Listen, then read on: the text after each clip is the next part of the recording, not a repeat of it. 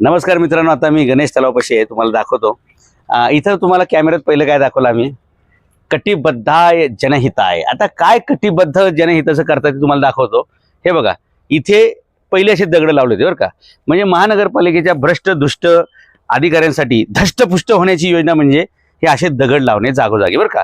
आता हे पहिले असे छानपैकी दगड होते, ते ह्या दगडांनी हे दगड काढलेले आहेत आणि नवीन दगड बसवणार। बघा इकडे दगड काढून ठेवलेत, आता तुम्हाला आतमध्ये घेऊन जातो बरं का। हे सगळं ओके होतं, छान होतं, याची काही दुरुस्ती करायचं काही काम नव्हतं, पण काम काढल्याशिवाय आपलं पोट कसं भरणार, आपला खिसा कसा भरणार, असं सगळं प्रॉब्लेम आहे। इथं बघा, उद्यानाची वेळ सकाळी 7 वगैरे सगळं आहे। कॅमेरा फोटो काढण्यासाठी सामान्य पावती दर 250 रुपये। टिप, फोटो काढण्यासाठी परवानगी। मला सांगा, मी जगातल्या अमेरिकेपासून रशियापर्यंत सगळ्या देशात फिरलोय हो, सगळ्यांच्या हातात मोबाईल कॅमेरा असतात। फोटो काढण्यासाठी कुणी पैसे लावतं का, चार्ज लावतात काय, लुटालुटीचा काय प्रकार असतो बरं का। 250 रुपये बरं का। आता कधी पावती काढली, कुणी पाडली, कुठं कॅशमध्ये पैसे गेले माहित नाही। बघा हे सगळे दगड काढून ठेवले, बघा इकडे पण हे छान आहे बरं का। असं आहे बघा, हे असं ओके असताना हे परत दगड काढायचे।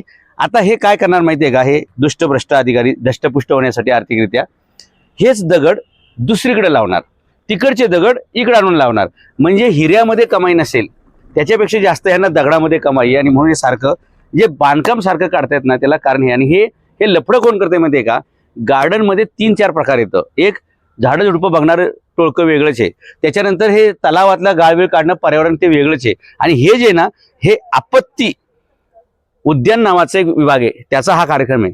त्याला स्थापत्य उद्यान असं म्हणतात, पण मी त्याला आपत्ती उद्यान विभाग असं म्हणतो। हे सगळं असं चांगलं असलेलं काढायचं, आणि ह्याचा परिणाम काय होईल मित्रांनो तुम्हाला सांगतो। आज ज्या प्रकारे 22,000 कोटीचं कर्ज पालिकेवर झालेलं आहे, प्रत्येक नागरिकाला जवळपास 6 लाख रुपयाचा बांबू लागणार आहे, प्रत्येक फॅमिली बरं का, सगळं टॅक्स सोडून येणार आहे। जर आता अशीच पालिका अनावश्यक खर्च करत राहिली तर उद्या आवश्यक कामाला सुद्धा पालिकेकडे पैसे राहणार नाहीत, आणि ते आता संपलेलेच येतं।